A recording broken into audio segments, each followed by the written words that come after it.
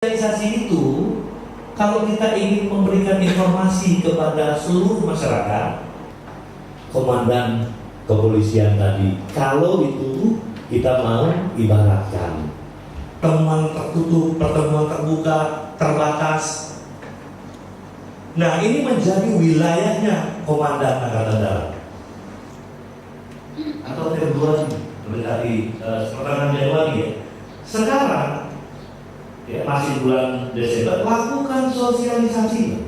KPPS itu harus wajib non-partisan, imparsial. Ya, tokoh wartawan toar, macam-macam.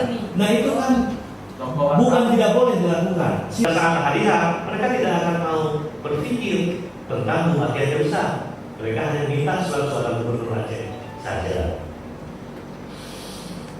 Kan seperti itu. Bagaimana sosialisasi kita lakukan dengan para tukang parkir, bergabung dengan para pengemis misalnya. Masyarakat Aceh ya, dengan berbagai sisi agar mereka output yang diinginkan adalah bagaimana mereka bisa menggunakan hak pilihnya pada 15 Februari 2017 yang akan datang.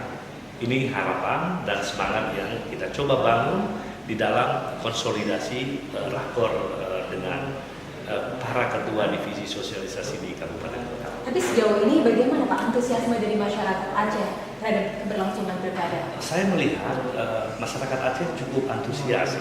Ya. Bagaimana kita mencoba mengukur itu?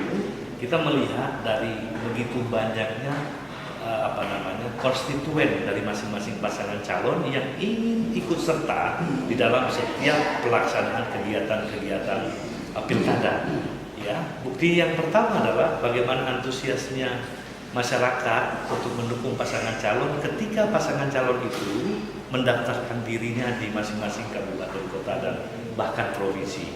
Jadi mereka ikuti. Jadi dari hal tersebut, kemudian juga banyak teman-teman pemilih pemula dari kampus dan banyak stakeholder yang berkeinginan untuk juga melakukan sosialisasi tentang pilkada Aceh. Dan juga banyak juga yang meminta untuk bekerja sama dengan KIP Aceh. Termasuk relawannya juga banyak ya Pak ya? Ya. Relawan demokrasinya? Iya, relawan demokrasi. Kemudian banyak yang sudah dilakukan.